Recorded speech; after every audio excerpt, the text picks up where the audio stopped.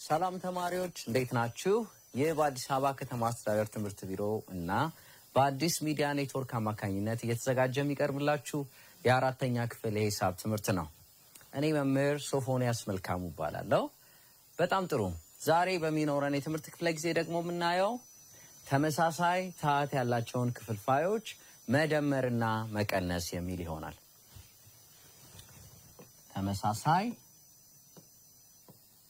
ተመሳሳይ ታህት ያላቸውን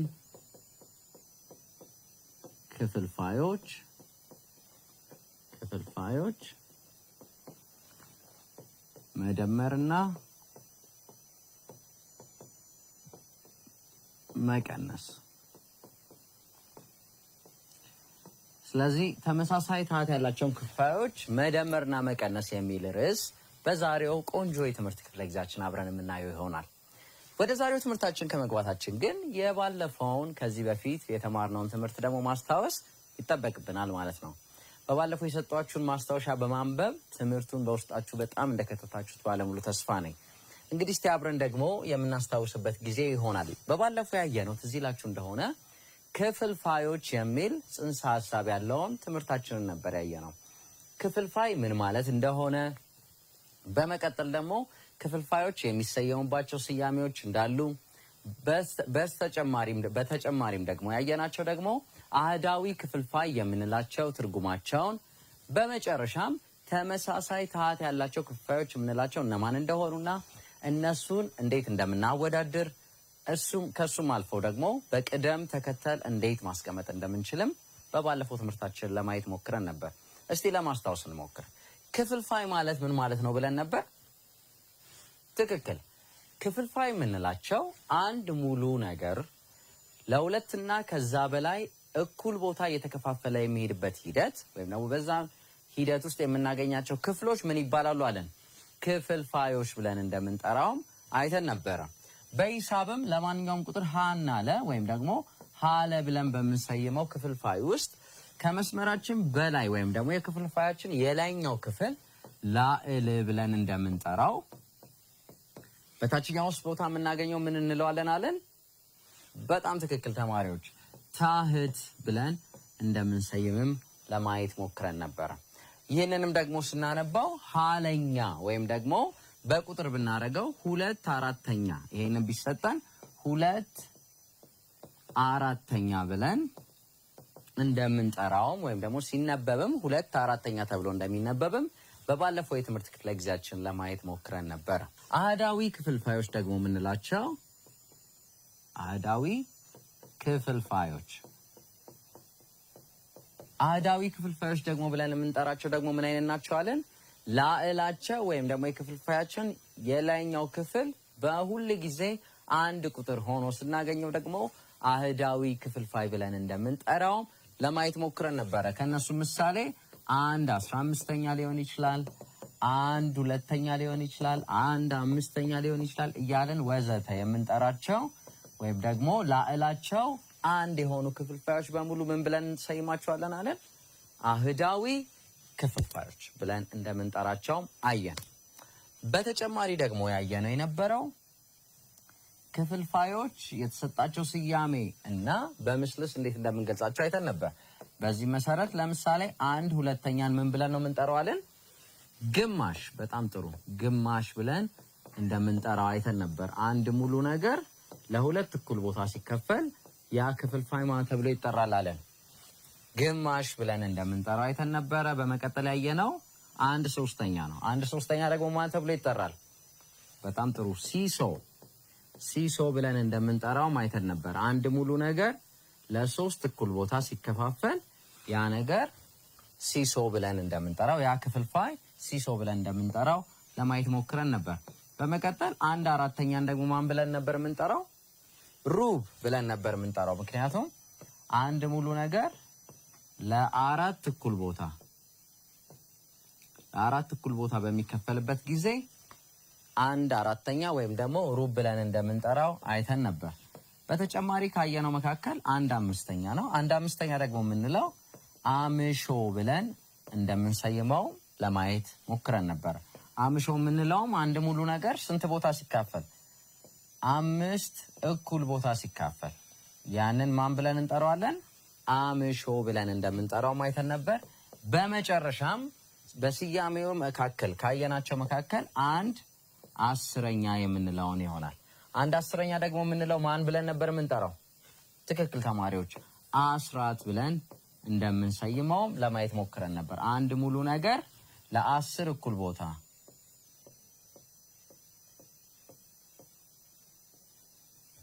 ለ10 እኩል ቦታ ሲሰየም ወይም ደግሞ ለ10 እኩል ቦታ ሲከፋፈል አስራት ብለን እንደምንጠራው በባለፈው የትምህርት ክፍለ ጊዜያችን ለማየት ሞክረን ነበር። በጣም ጥሩ። በመቀጠል ደግሞ አይተነው የነበረው ተመሳሳይ ታህት ያላቸውን ክፍልፋዮች ማወዳደርም አይተን ነበረ። ማወዳደርና በቅደም ተከተል ማስቀመጥ አይተን ነበር።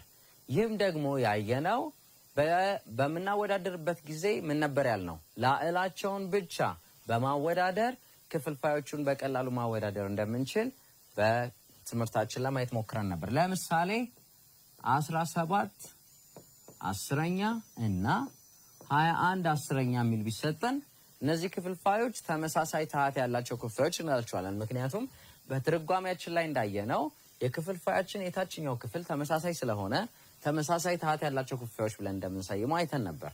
በዚህ መሰረት ስናወዳድራቸውም ደግሞ ላዕሎቻቸውን ብቻ ማወዳደር በቂ ወይም ደግሞ መፍትሄውን የሚሰጠን ሆኖ እናገኘዋለን። በዚህ መሰረት 17/10 ከ21/10 ምን ይላል?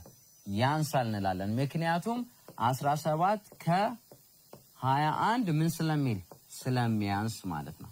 ስለዚህ ስናወዳደር ሁሉ ጊዜ ላዕላቸውን በመውሰድ ማወዳደር በቂ ይሆናል ማለት ነው። በመቀጠል ደግሞ ያየነው የነበረው በቅደም ተከተል ማስቀመጥ ነው። የሚሰጡንን ክፍልፋዮች ስናይ ላዕላቸውን ብቻ በማወዳደር ከትንሹ ወደ ትልቁ ማወዳደር እንችላለን። ለምሳሌ 2 17ኛ 17 17ኛ 9 17ኛ ቢሰጠን የምናደርገው ሁሉንም አይታችኋቸው ከሆነ ታህታቸው ተመሳሳይ ነው። እንደ ርዕሳችን ተመሳሳይ ታህት ያላቸውን ክፍልፋዮች በቅደም ተከተል ማስቀመጥ ስለሆነ ከትንሹ ወደ ትልቁ ብንባል የምናደርገው ላዕላቸውን ብቻ መውሰድ ነው። ላዕላቸውንም ስንወስድ ከምናየው ከ2 ከ17 ከ9 ማን ነው ትንሹ? 2 ይቀድማል።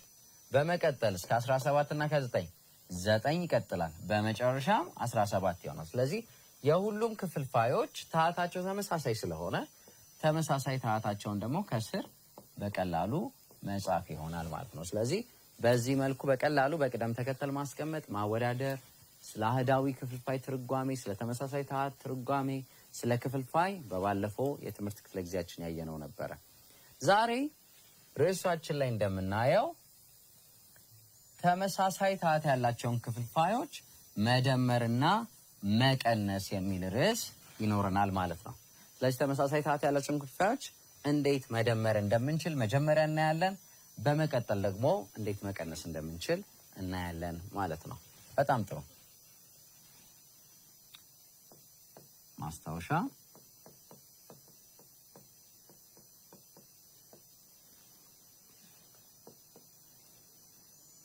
ተመሳሳይ ታህት ያላቸውን ክፍልፋዮች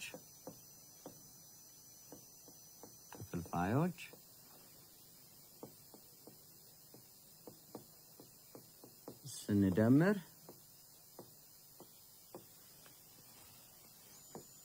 ላዕላቸውን በመደመር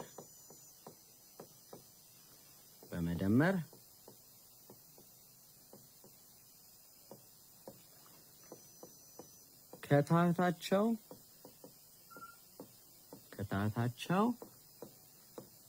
አንዱን ቁጥር ብቻ በመውሰድ መልሳችንን ወይም ደግሞ መፍትሄ ማግኘት እንችላለን።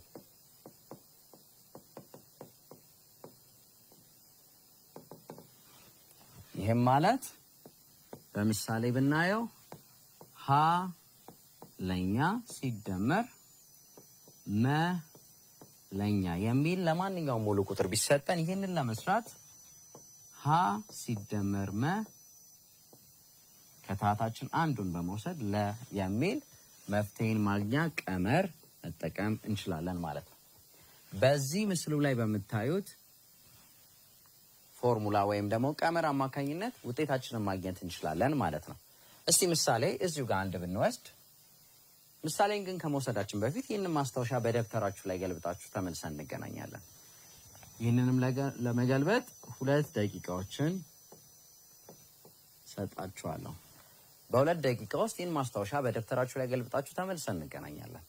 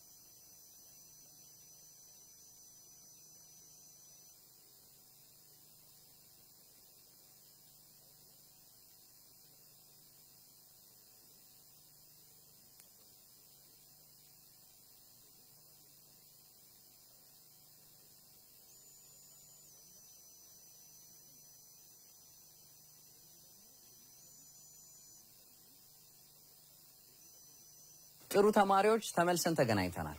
ይህ ማስታወሻ መገልበጣችሁ የሚጠቅማችሁ ከዚህ ትምህርት ማብቂያ በኋላም በውስጣችሁ ትምህርቱን እንድታስገቡት በጣም ስለሚረዳችሁ ነው።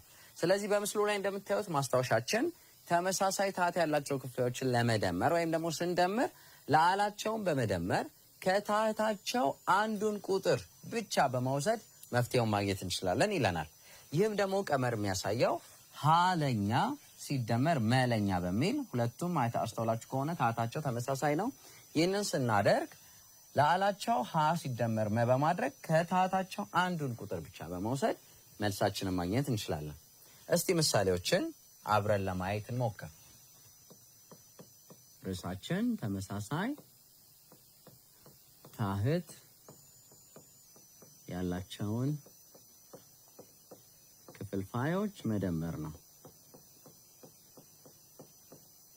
ክፍልፋዮች መደመር እያየን ያለ ነው።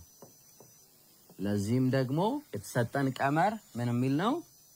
ለማንኛውም ቁጥር ሀለኛ ሲደመር መለኛ ቢሰጠን ይህን ለመስራት ሀ ሲደመር መ ለለ ይሆናል ማለት ነው። በዚህ መሰረት ነው የምንሰራው። እስቲ ምሳሌዎችን እኔ 36 40ኛ ሲደመር 20 40ኛ ቢሰጠን ይህ ተመሳሳይ የሆነ ክፍልፋይን መፍትሄ ይፈልጉ ሲለን ከላይ በተሰጠን ቀመር መሰረት መፍትሄያችንን ማግኘት እንችላለን። ማስታወሻችንንም ደግሞ ማስታወስም የዛን ያክል ይጠበቅብናል። ማስታወሻችን ምንድን ነው የሚለው? ተመሳሳይ ታህት ያላቸውን ክፍልፋዮች ስናወዳድር ለአላቸውን በመደመር ከታህታቸው አንዱን ቁጥር ብቻ በመውሰድ መልሳችንን ማግኘት እንችላለን። በዚህ መሰረት መፍትሄያችንን ስናገኝ የምናደርገው ለአላቸውን መደመር 36 ሲደመር ለ20 በማድረግ ከታህታቸው ሁለት ታህት ቢሰጠንም አንዱን ታሃት ብቻ መውሰድ በቂ ነው። ይህም ማለት አንዱን 40 እንወስዳለን። ታሃቶቻቸውን አንደምርም። በመቀጠል መፍትያችንን በቀላሉ አገኘን። 36 ሲደመር 20 ስንት ነው? 56። በጣም ጥሩ። 56 ስንተኛ ሆነ ማለት ነው? 40ኛ ብለን በቀላሉ በዚህ መልኩ መፍትያችንን ማግኘት እንችላለን። እንግዲህ በምሳሌያችን መሰረት በምናየው ሰዓት ለአላቸውን ብቻ በመደመር ከታሃታቸው አንዱን ቁጥር በመውሰድ የሚለውን ማስታወሻችንን በደንብ ማስታወስ ይጠበቅብናል። በዚህ መሰረት መፍትያችንን በቀላሉ ማግኘት እንችላለን። እስቲ ሁለተኛ ምሳሌ ደግሞ ለማየት እንሞክር። ሁለተኛ ምሳሌ በምናይበት ጊዜ ደግሞ 19 21ኛ 11 21ኛን ደምሩ ብንባል የምናረጋው እንዴት ነው?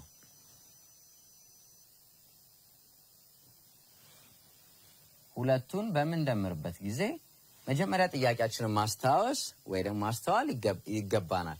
ይህ ማለት ሁለቱንም ታሃቶች ካየን ተመሳሳይ ታሃት አለን። በምንደምርበት ጊዜ ደግሞ ለአላቸውን ብቻ በመደመር ከታሃታቸው አንዷን በመውሰድ መልሳችንን ማግኘት እንችላለን። ይህም ደግሞ የሚያሳየን 19 ሲደመር 11 እናደርጋለን። ይህ ለአሎቻቸው ናቸው የሁለቱ። ለአሎቻቸውን በመደመር ከታሃታቸው ደግሞ አንዱን ብቻ በመውሰድ ይህ ማለት 21 ነው ታሃታቸው፣ አንዱን 21 እንወስዳለን ማለት ነው። በዚህ መሰረት 19ና 11ን መደመር ይጠበቅብናል ማለት ነው። ስለዚህ 19 ሲደመር 11 ስንት ነው ተማሪዎች? በጣም ጥሩ 30 ይሆናል። 30 ታሃቱን ራሱን እንወስዳለን 21ኛ የሚል መፍትሄ ይሰጠናል ማለት ነው። ስለዚህ ተመሳሳይ ታሃት ያላቸውን ክፍሎች ስንደምር ለአላቸውን በመውሰድ ከታሃታቸውም አንዱን ቁጥር በመምረጥ መልሳችንን እናገኛለን ማለት ነው። ጥሩ ተማሪዎች፣ እየገባችሁ እንዳለ ባለሙሉ ተስፋ ነኝ። እስቲ ደግሞ እስካሁን የተማርነው ነገር በውስጣችሁ እንደገባ ለማወቅ መልመጃ ሰጣችኋለሁ። ተመሳሳይ ታሃት ያላቸውን ክፍሎች እንዴት በቀላሉ መደመር እንደምትችሉ እስቲ ደግሞ በመልመጃ ደግሞ ራሳችሁን ትፈትሻላችሁ ማለት ነው። ጥሩ መልመጃ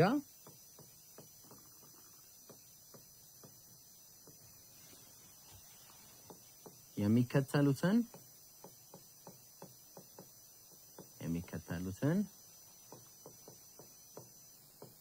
ተመሳሳይ ታሃት ያላቸውን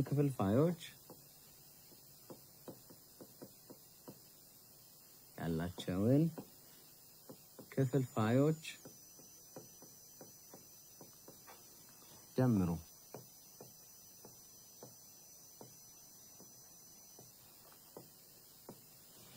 የመጀመሪያ የምናየው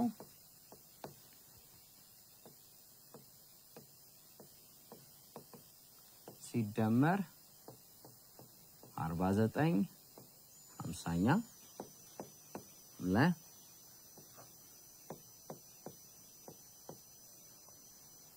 ሲደመር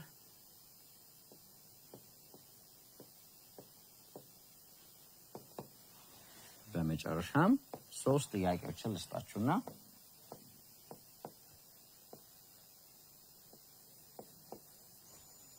ሲደመር 42ኛ እነዚህን ጥያቄዎች በ4 ደቂቃ ውስጥ ሰርታችሁ ተመልሰን እንገናኛለን። በማስተዋል ረጋ ብላችሁ ጥያቄውን በመስራት ተመልሰን አብረን እንገናኛለን። ከጓደኞቻችሁ ጋር፣ ከወንድም እህቶቻችሁ ጋር፣ ከሚያግዟችሁ ጋር እንድትሰሩ አበረታታችኋለሁ። ጥሩ ተማሪዎች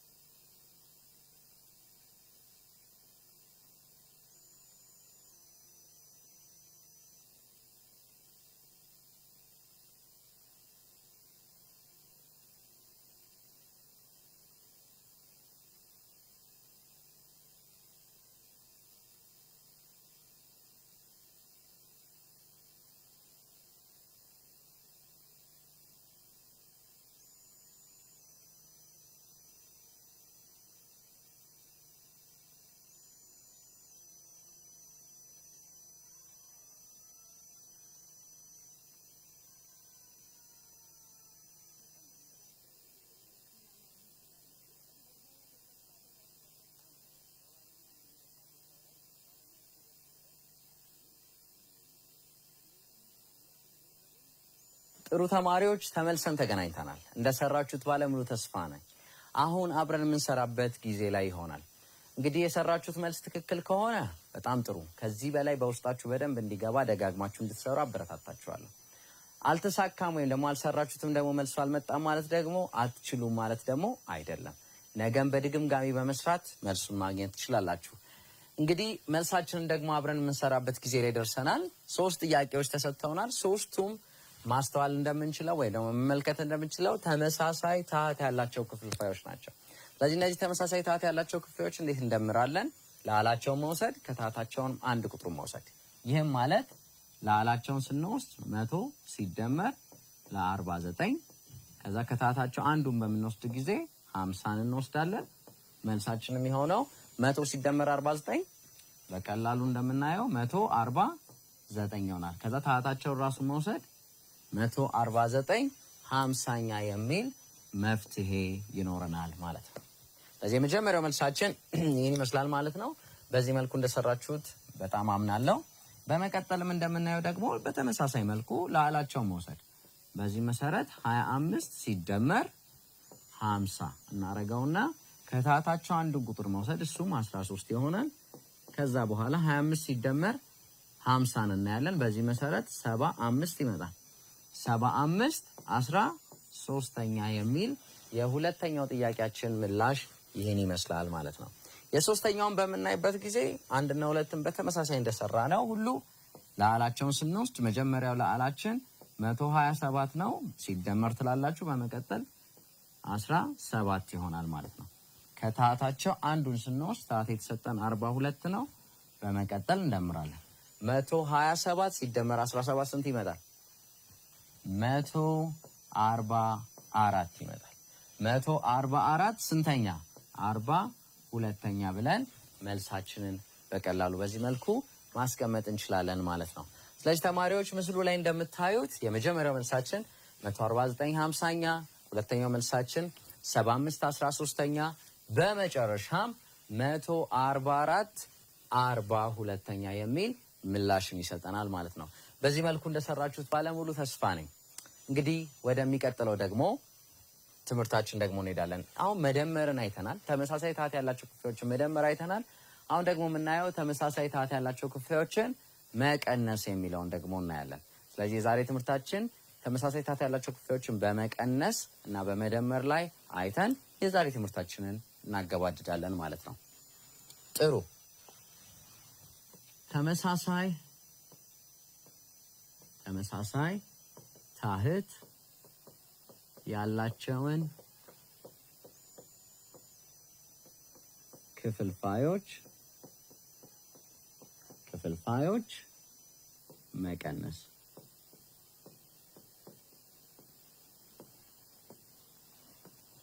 ርዕሱ ላይ እንደምንመለከተው ተመሳሳይ ታህት ያላቸውን ክፍልፋዮች ደግሞ መቀነስ እናያለን። አስተውሉ። ወይም ደግሞ ማስታወሻችንን እንወስዳለን።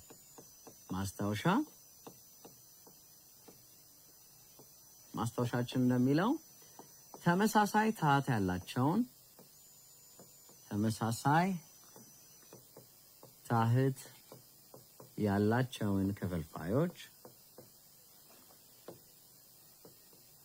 ክፍልፋዮች ስንቀንስ ልክ እንደመደመሩ ሁሉ ስንቀንስ የክፍልፋዩን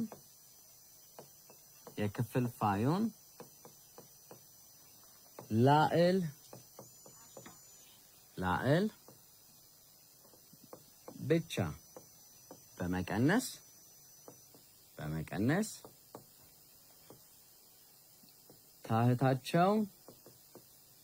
ታህታቸውን ላላቸውን በመደመር ከታህታቸው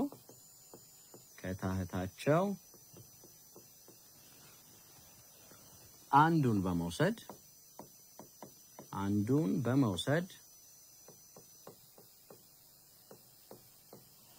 በመውሰድ መፍትሄያችንን ማግኘት እንችላለን።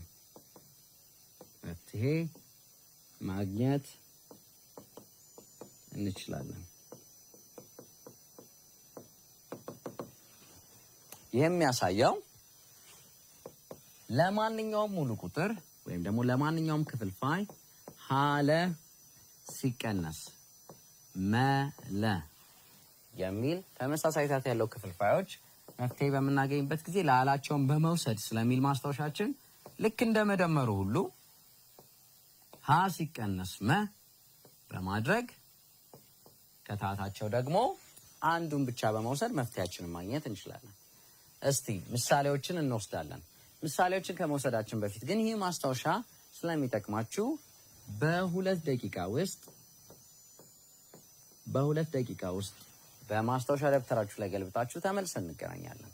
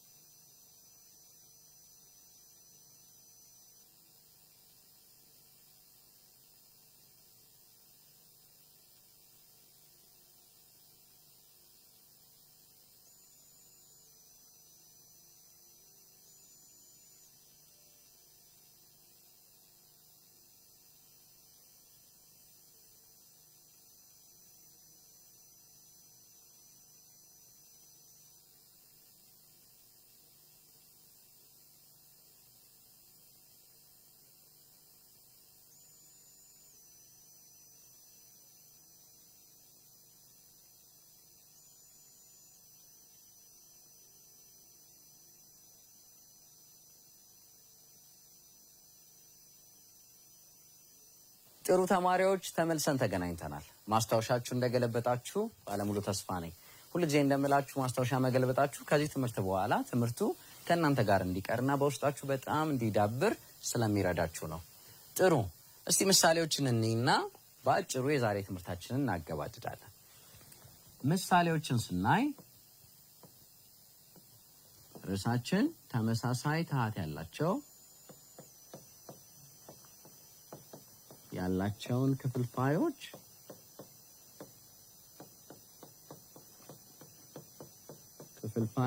መቀነስ ነው። እንዳትረሱ መቀነስ።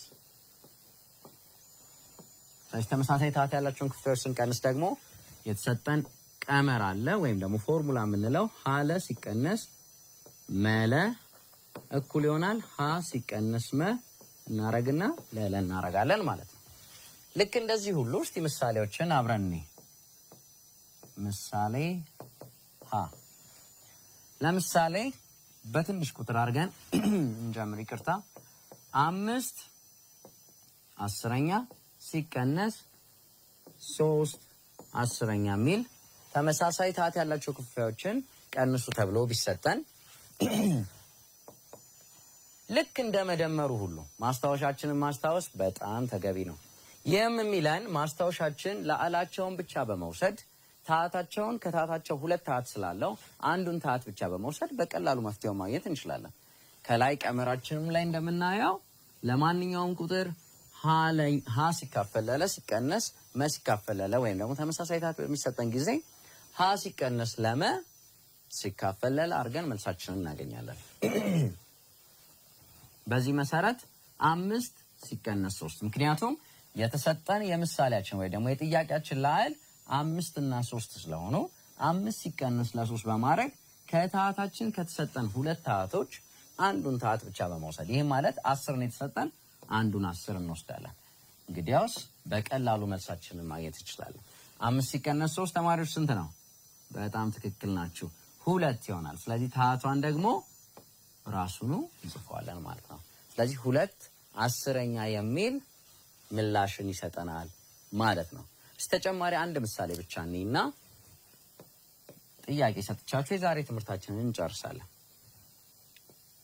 17 22ኛ ሲቀነስ 10 22ኛ የሚል ተመሳሳይ ታህት ያላቸውን ክፍልፋዮችን ቀንሱ ተብሎ ቢሰጠን ሁልጊዜ እንደምናደርገው ለአላቸውን በመቀነስ ከታህታቸውም አንዱን ቁጥሩን በመውሰድ መፍትሄውን እናገኛለን። ይህ ማለት ለአላቸው 17 ሲቀነስ ለ10 ከታህታቸው ደግሞ አንዱን መውሰድ 22 ማለት ከዛ ለ17 ሲቀነስ 10 ስንት ነው ተማሪዎች?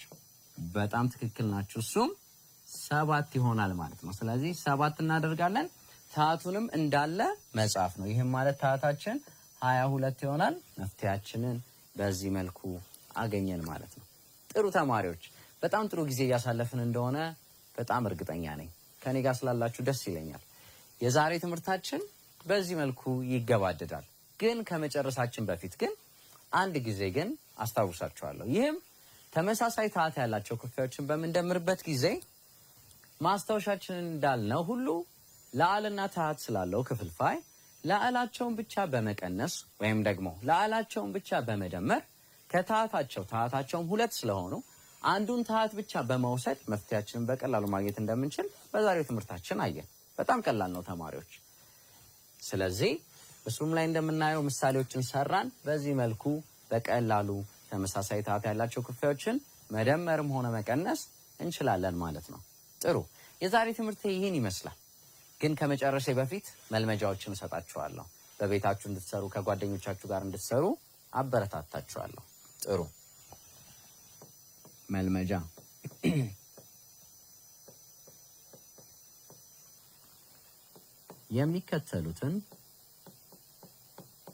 የሚከተሉትን ክፍልፋዮች አስሉ።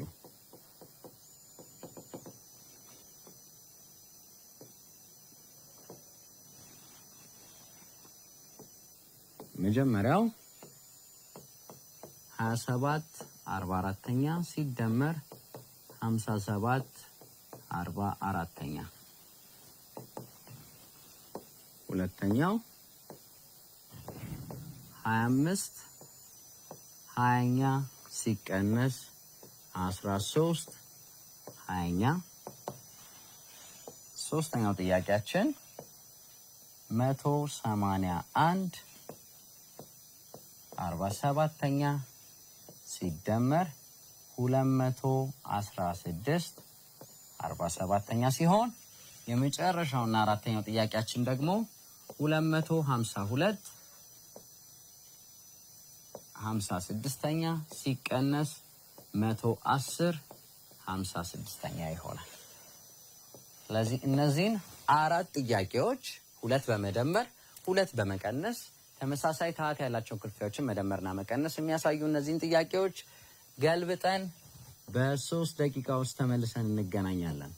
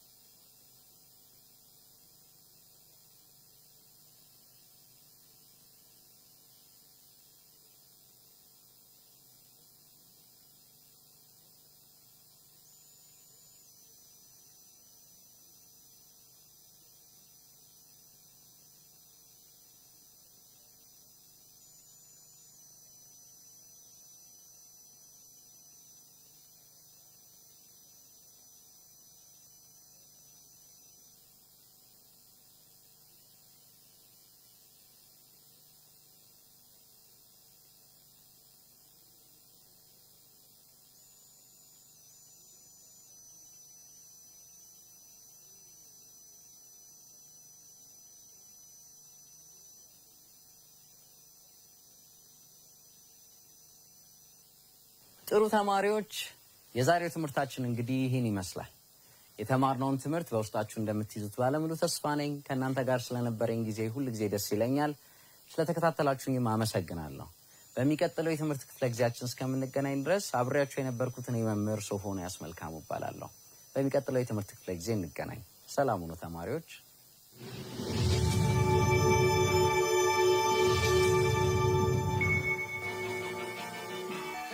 And I'm going to ask you questions, okay? Okay. Okay, here we go. All right.